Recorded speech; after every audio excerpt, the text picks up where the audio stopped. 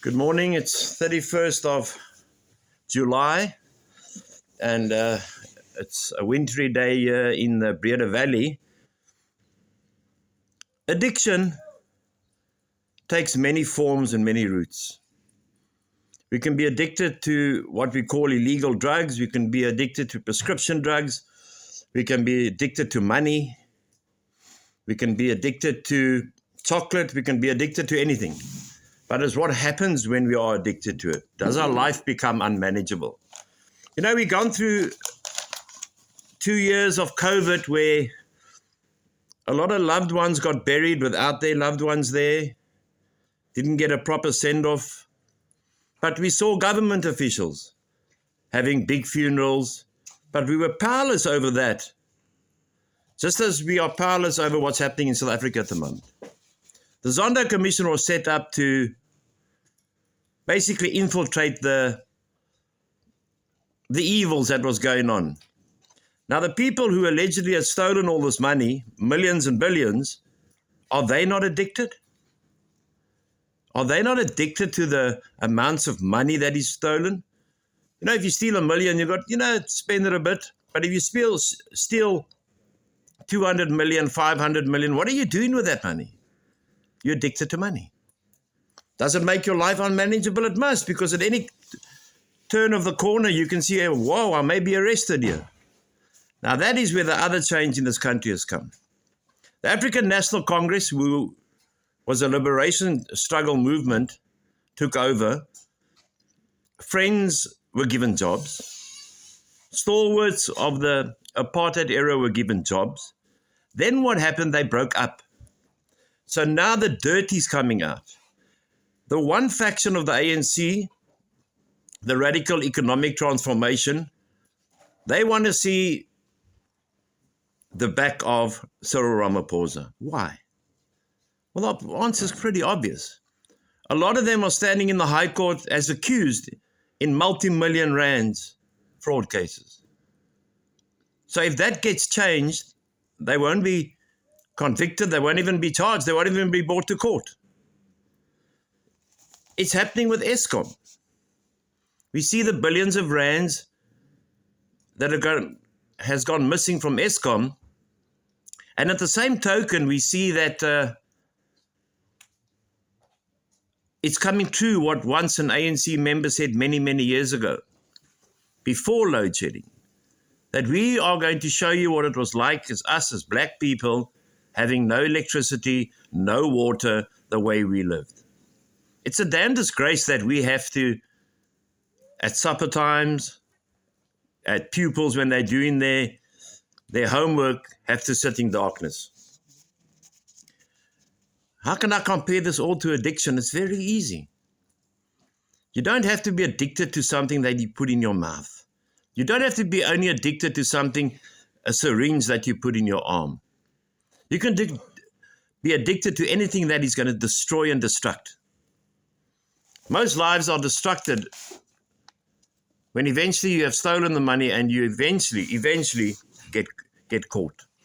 This morning I went to go watch school rugby again. I try and watch it every Saturday morning. Youngsters play, 12 years old, 13 years old, future Springboks. And a woman came up to me and she said, Mr. Hall, you don't recognize me anymore. I said, no. She said, this is Nico. So I said, okay, how's it, Nico? He said, I was on the farm 7 years ago and I'm still 7 years sober. That is what we want to see. But we're not going to see when it comes to addiction and people are putting on statistics. You can't put on statistics on addiction. You don't know how many advocates in the High Court are taking cocaine.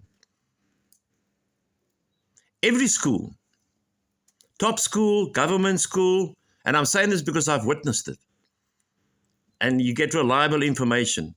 Top schools, like I said, government, private, universities, technicons, all have a dealer. Whether you're at the top university or you're at the top school, everyone has had a dealer. And everyone has got a dealer. The drugs in our schools is what is the most pressing subject that we have to address. How do we address it? It has to start by the parent. If it doesn't start by the parents, you can expect the teachers to talk about drugs, but they're not going to go into the detail of what is going to destroy a person's life. You know, on this 30th day of July, 2022, we have got a police leadership of generals that are fighting each other. What are they fighting about? They're fighting about because they've turned on each other. And whoever controls the police and controls the army controls the country. So they are fighting with each other to get suspended, to get arrested. We even had one Gardaí. His family went to the High Court yesterday to ask the police to change the investigations and give it to the Hawks. South Africa is crime riddled. It's broken. It's breaking. And I quote Thabo Mbeki now, when he said the April Spring, what happened in Tunisia. One thing is going to spark South Africa before a civil war. We can all see it coming. We don't have to be clued up, or we don't have to be intelligent. The spark in Tunisia was a woman who was beaten up by the police, and that sparked the riots and the overthrow of Tunisia. Country is sitting on a knife edge, my friends. And I don't think that's been negative by me saying that, but it is sitting on a knife edge where one thing is going to spark this country. Are we prepared for the eventuality of what is going to happen? It was written many years ago that the war will not be a war on whites. It will be a war on black on black. And that, I'm not being racist when I say that, because the different factions are at each other's throat. You must remember that President Ramaphosa is a vendor. And there's not many vendors in this country. They can't compare to the numbers of the Xhosa and the Zulu. Jacob Zuma is Zulu. That's why Durban has stuck up for him at their last conference last week. Because they don't want Jacob Zuma to go to prison.